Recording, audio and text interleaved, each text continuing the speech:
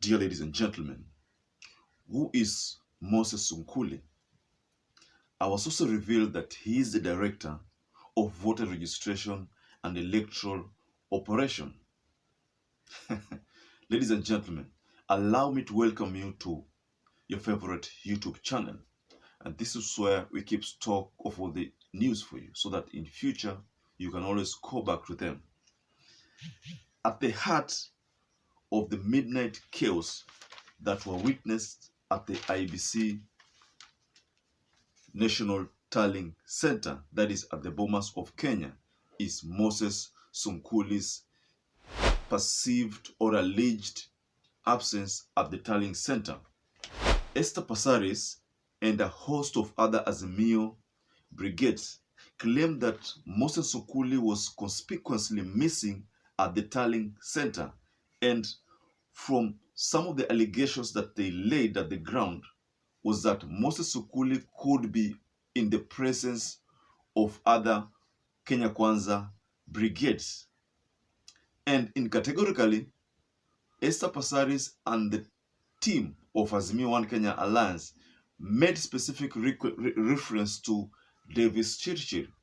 Now, ladies and gentlemen, Davis Chirchir's name has surfaced a couple of times throughout this vote tallying process. You remember there is a time where Davis Chirchir was alleged to have sneaked into the BOMAS of Kenya with a laptop, and the allegations that were laid was that Kenya Kwanza could not log into the IEBC system.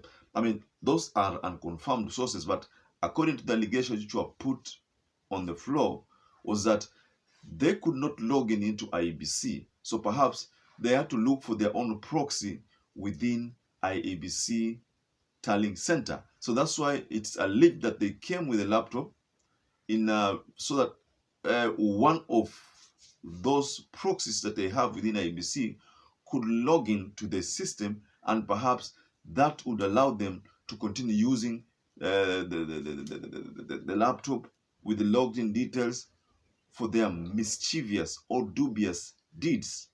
Those are not my details, but the details which were revealed to Kenyans, and the material date when the purported arrest was actually aired to the Kenyan citizen. And the first person who revealed this arrest was Dennis Itumbi. And you know, Dennis Itumbi is a digital strategist under the Kenya Kwanza Alliance, and specifically for William Samoei Ruto.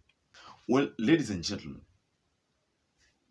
allow me to encourage first-time viewers to subscribe to our channel, perhaps if you haven't subscribed. And any viewer who hasn't subscribed, please support our channel by subscribing to it. Now, still on Moses Sunkuli, because Moses Sunkuli is the reason why the chaos that were witnessed in the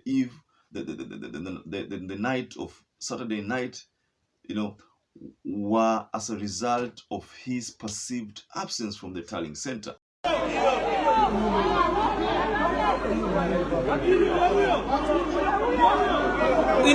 In a brown jacket. Huyo amepatikana. Here, this one. Please get out. You're the one trying to hide. Security team. Amekuwa recorded. Please get somebody standing. Wanaiba kwa table. And those who are working, sit down and work. Alafu anapitisha hiyo file kwa mwingine.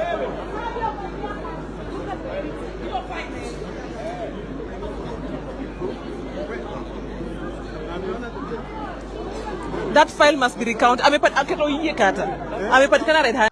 You know, Moses Sunkuli is a very crucial person because he's the one who is in charge of the voter registration. So if he is missing, then where could he be and what could he be doing?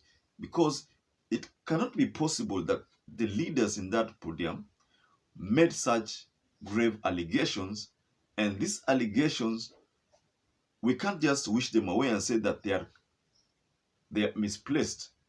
probably there could be a reason. Someone could have leaked that detail to the IEBC staff, because the night required that Moses Sunkuli be present at the tallying center. Could we say that maybe Moses Sunkuli was worn out and decided to go to sleep? Could that be the case? I don't know. But details that emerged from the leaders of Azimio is that he was in the company of other Kenya Kwanza leaders. And if Davis Chirchir was also not present, then that's perhaps the reason why Azimio One Kenya Alliance thought that it could be that Davis Chirchir, Moses Sunkuli, and probably Gidai are in the same place. And that brings us to that question of logging into the IEBC system, because we know that now the enhanced firewall protections for the IEBC system have made it impossible for hackers to gain entry into the IEBC system. And IEBC confirmed there have been more than 100 times hacking attempts into the system. So what we are saying is that there is perceived malpractice within the BOMAS of Kenya National Tallying Center. Well, if the case of Moses Sunkuli is anything to go by, that, well, now, could it be true that when KPMG released the audit report that there have been like 1 million voters who were dubiously or suspiciously registered into the system with fake IDs, fake passport numbers? Well, if that is the case, and Moses Sunkuli could be, maybe if it's one of the proxies of Kenya Kwanza Alliance, and Moses Sunkuli is a senior-most person and the director of voter registration, we believe that if he's the director of voter registration, then perhaps is in charge of the whole process of registration of voters.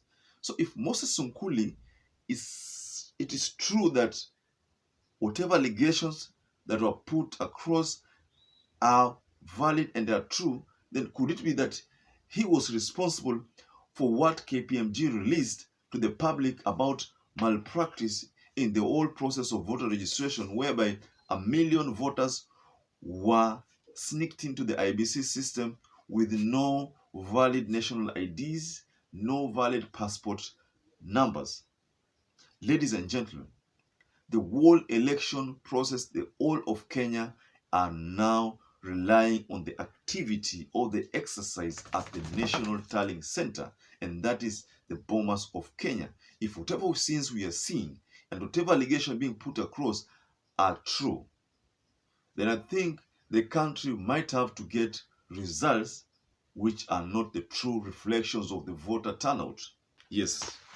Now, ladies and gentlemen, allegations after allegations, and IEBC have less than 2 days to complete the tallying process.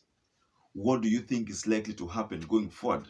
Do you think the results that will be aired out with IEBC or by IEBC, do you think the results that will be conveyed to Kenyans by the IEBC are the true reflections of what people said in the ballot boxes? Like you can see, I'd like to take you a bit back before the incidences that happened at the BOMAS of Kenya. I'd like to take you back to yesterday again. There is a video that was shared, and this video has circulated. I don't know if you've seen it, but I'd like to share with you that video whereby there is one of those agents.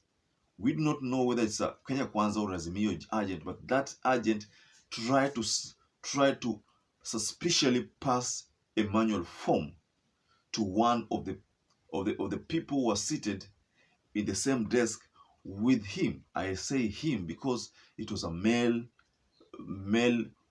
rogue staff, because the way he passed that form and the way he was looking at people suspiciously as if there is someone who is not noticing could only tell us that the form that was being passed on to that next person could be a source form for cooking cooking of votes.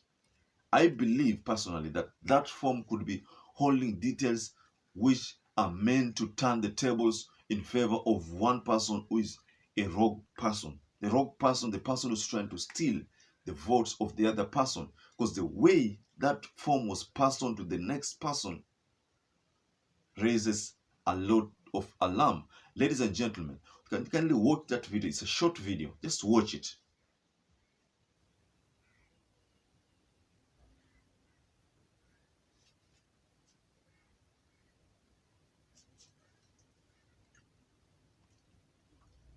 Now you've seen the way that form is being passed on to the next person. That leaves us with the question as to whether do you believe that the results that will be communicated by Chebukati will be the actual results, the true results that we are waiting? And if at all there is some malpractice being done at that center, then why wait for 7 days? Why not just announce the person that they want to announce so that the country can move on? Because you know that at the moment, people can't work, the people are restless, and this is eating into our economy, and the schools haven't opened. The main reason is the announcements of the presidential elections have not been done. Ladies and gentlemen, allow me to wind up there. And please, I also like to encourage people to subscribe to our channel. That is the only way you support us. You get to support us so that every time when you want to share our videos, you also become the first person to get notified, because I believe after subscribing, you will hit the notification bell, you will give us a thumbs up to increase our experience on the YouTube platform. Once again, I'd like to say thank you so much for always watching our video, for being a subscriber, for always supporting us. And until we meet again, I'd like to say stay safe, stay blessed.